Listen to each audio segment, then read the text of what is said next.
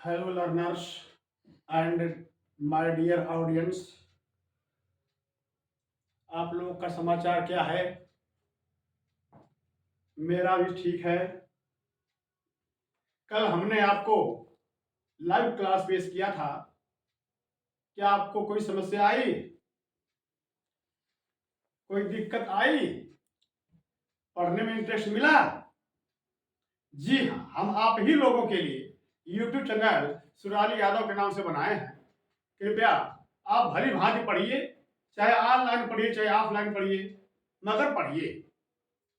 आज काफी दिनों के बाद मैं आपके सामने एक नया टॉपिक पेश कर रहा हूं, जिसका नाम है विद्युत धारा के चुंबकीय प्रभाव।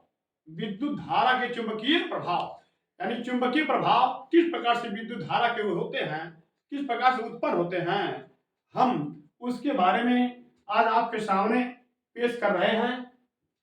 देखिए, चुंबकीय फ्लक्स के रूप में है। हमने एक फिगर पेश किया है।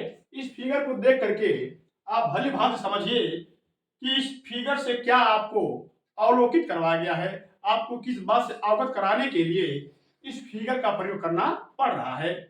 इससे संबंधित हम आपको 8 इंपॉर्टेंट क्वेश्चन पेश किए हुए हैं।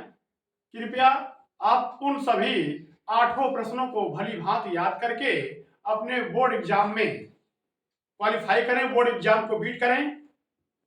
ओके गाइस जी, विद्युत धारा के चुंबकीय प्रभाव। जी हाँ, आप पढ़िए विद्युत धारा के चुंबकीय प्रभाव। बच्चे बार बार कह रहे थे सर जी विद्युत धारा के चुंबकीय प्रभाव नामक चैप्टर में हम लोग कहीं कहीं समस्या आ जाती है। कृपया आप हमें उसे से भी अवगत करा दीजिए, भली भांति आप हमें उसे पेश कर दीजिए, जिससे कि हमें उस चैप्टर से भी आने वाली समस्या दूर हो जाए, हम बिल्कुल सुस्पष्ट हो जाएं और भली भांति बोर्ड में जाने योग्य बन जाएं। तो देखिए, मैं आपके सामने विद्युत धारा के चुंबकीय प्रभाव से संबंधित 8 महत्वपूर्ण क्वेश्चन पेश किया है। ये 8 क्वेश्चन महत्वपूर्ण हैं। मेरे ख्याल से आपको इन 8 क्वेश्चनों को भली भांति कंठस्थ और स्मरण कर लेना चाहिए। पहला क्वेश्चन मैंने दिया है, वेबर किस राशि का मात्रक है? वेबर किस राशि का मात्रक है? टेस्ला बराबर होता है कितना, यानी टेस्ला बराबर कितना होता है? आप इस पर गौर करिएगा। टेस्ला क्या चीज है? टेस्ला बराबर क्या होता है, कितना होता है? क्वेश्चन क्या कह रहा है और उसका जवाब क्या बनाना चाहिए, आप इसी पर गौर किया करिए। आप लोग क्वेश्चन पढ़ते हैं, उसका जवाब सही नहीं देते हैं, जानते हुए भी आप गलत करके आते हैं। अतः क्वेश्चन का मतलब क्या हो रहा है, क्वेश्चन का आंसर क्या उचित बन रहा है, आपको उस बात पर गौर करना चाहिए, तब उसका आंसर लिखना चाहिए। तीसरा क्वेश्चन है, दाएं हाथ के अंगूठे का नियम क्या है? आपने पढ़ा होगा दाहिने हाथ का अंगूठा और बाएं हाथ का अंगूठा, इसके बारे में मैं आपको पेश किया था, भली भांति क्लास में लिखवाया भी था। और आज आपके सामने एक क्वेश्चन पेश किया हूं, दाएं हाथ के अंगूठे का नियम क्या है? जी हाँ, दोनों का याद कर लीजिए, अच्छी बात है। फिलहाल हमें दाएं हाथ के अंगूठे का नियम क्या है, यह महत्वपूर्ण लग रहा था, इसलिए हम आपके सामने इसको पेश किए। जी, चुंबकीय क्षेत्र की तीव्रता की परिभाषा दीजिए।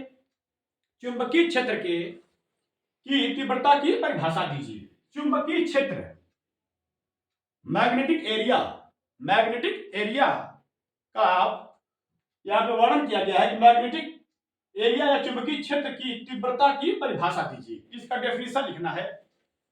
फिगर भी बनाते रहिएगा, जो भी साइंस में मैं पढ़ाया हूं, आप अगर फिगर भी बना करके उसके बारे में वर्णन करेंगे, अर्थात सचित्र वर्णन करेंगे, फिगर सहित वर्णन करेंगे, तो आपको बढ़िया अंक प्राप्त हो सकता है। अतः फिगर भी जरूर बनाइए। फिगर बनाने से अच्छा अंक प्राप्त होता है, याद रखिएगा। घरेलू वायरिंग में फ्यूज का क्या उपयोग है? मैं फिगर बनाकर समझाया हूं। घरेलू वायरिंग में फ्यूज का क्या उपयोग है? जी हाँ।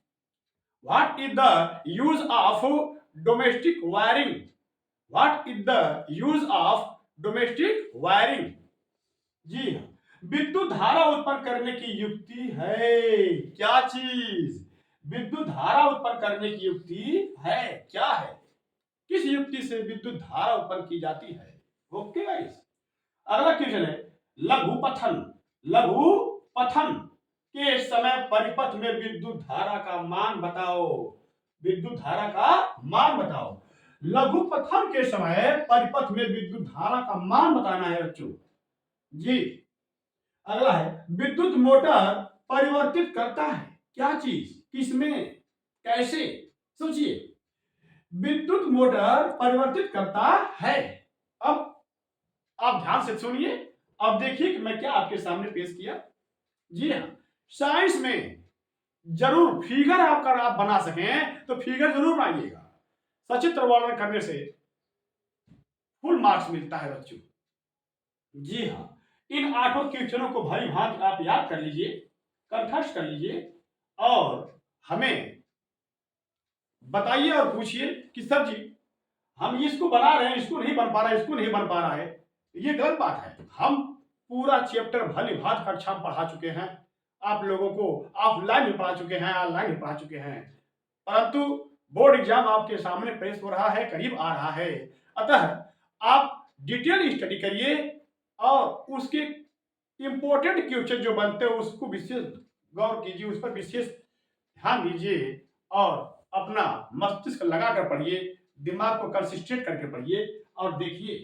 फिगर को समझ लीजिए, उसके बाद इसको समझ लीजिए। और अब हम आपको कक्षा 10 का chapter magnetic effect of electric current, magnetic effect of electric current नामक चैप्टर से ये 8 महत्वपूर्ण क्वेश्चन पेश किया है। कृपया अच्छे ढंग से याद कर लीजिए। उसके बाद फिर हम कक्षा 12 के क्वेश्चन पेश करेंगे। उसके भी भौतिक विज्ञान के काफी बच्चे डिमांड किए हुए हैं। अब डे बाय डे हम एक एक चैप्टर पढ़ाते जाएंगे और महत्वपूर्ण क्वेश्चन बताते जाएंगे। कृपया आप ऑनलाइन जरूर पढ़िए, लाइव क्लास जरूर देखिए। जी हाँ, इसी के साथ हम अपना टॉपिक समाप्त करते हैं, आपसे विदा लेते हैं। नमस्ते।